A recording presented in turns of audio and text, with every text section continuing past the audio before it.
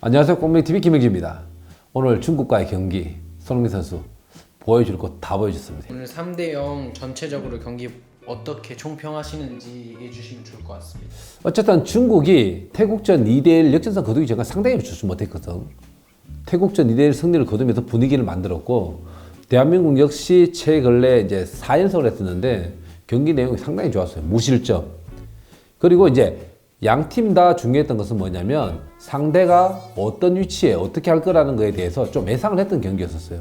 중국은 약간 두려움으로 대한민국을 준비했다면, 대한민국은 예전에 중국이 했던 경기력이나 내용이나 그 다음에 그 경기장에서 나오는 것들을 다 염려했던 거예요. 뭐냐? 중국은 거칠게 나온다. 또 내지는 홈트세가 심하다.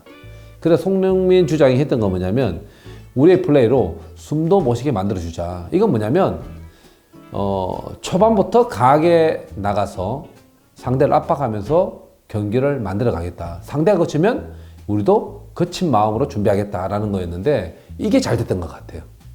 다행스럽게 경기는 3대0으로 결정이 났고 큰 부상 없이 경기를 마무리했었는데, 어쨌든 대한민국이 얻고자 하는 것은 다 얻은 것 같아요. 일단 승리, 경기 내용, 그 다음에 분위기, 자존감, 그리고 할 수 있다는 것, 그 다음에 근래 중국과의 어려웠던 경기 내용들 때문에 고생을 많이 했었는데 한 번에 다 이겨냈다라고 저는 봅니다.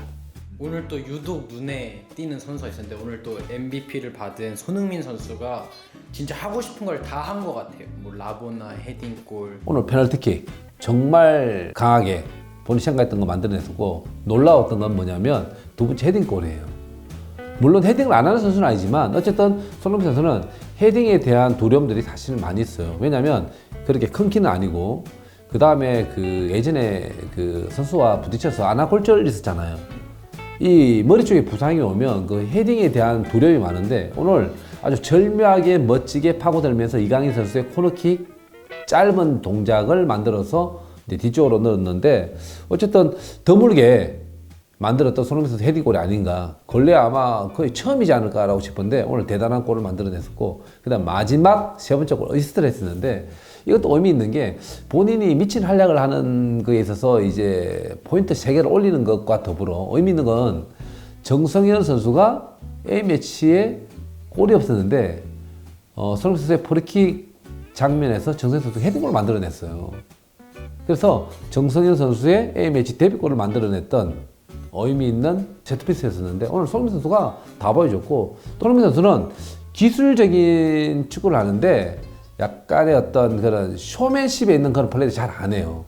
간결하게 제쳐서 때리고 밀어넣고 뭐 폭발적으로 만들어서 하는 건데, 뭐 라보나나, 그 다음에 뭐 지단턴, 그 다음에 등등의 어떤 뭐 그런 킥도 잘 안 하는데, 오늘 라보나 킥을 보여줬는데 아주 기가 막히게 들어갔어요. 황인범 선수의 그 슈팅까지 나오는 장면이었지만 어쨌든 득점과는 연결되지 않았지만 오늘 손흥민 선수는 보여줄 거 다 보여줬다.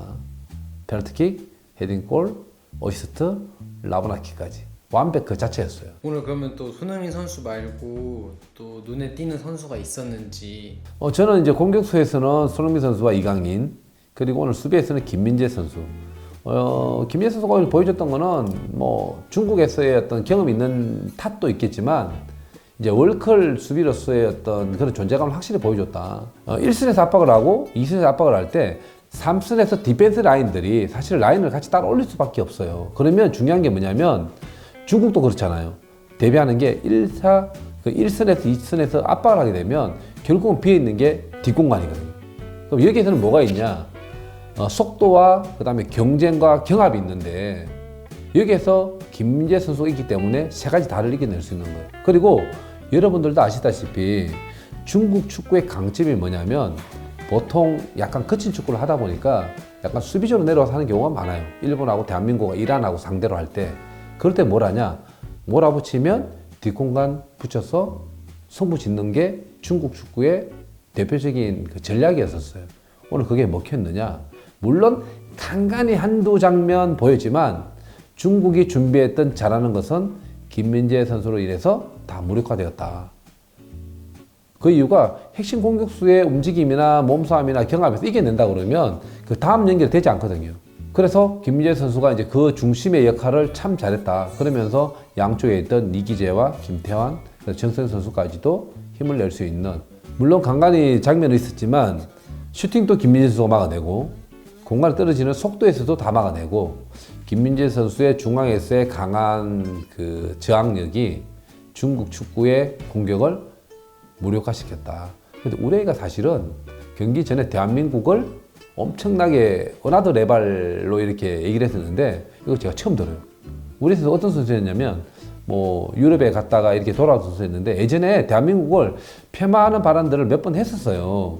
자신감 있게 뭐 중국의 축구를 보여주면 대한민국을 넘을 수 있다 등등등 이런 얘기를 했었던 걸로 제가 기억을 하는데, 이번에 대한민국을 상대로 준비할 때는 그 존재감에 대해서 인정을 하고 준비를 했다라고 하는데, 이제 대한민국에 대한 정확한 평가를 했던 것 같아요. 네, 중국 축구의 축구 골기는 요 근래 와서는 사라졌다. 이건 좀 아쉬워요. 왜냐하면 예전 2000년대에 한국, 중국, 일본이 그 리그 챔피언들하고 개최지에서 뭐 한 팀 대회에서 이렇게 4개국 친선 축구 대회 했던 적이 있어요. 그때는 물론 한국, 일본이 많이 이겼지만 간간히 중국도 참여하면서 이겼던 좋은 경기 내용을 보였던 적이 있거든요.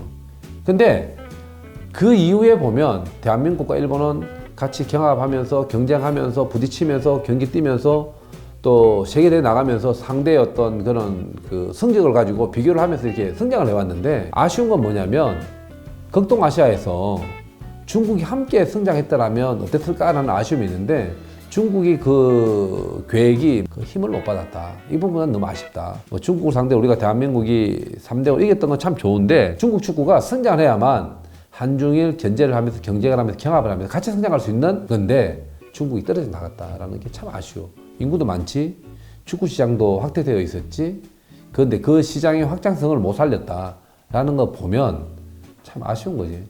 그럼 중국 도대체 뭐 하고 있는 거야? 나 이게 물음표야. 오늘 그러면 김병지 형님이 뽑으시는 MVP는 누구일까요?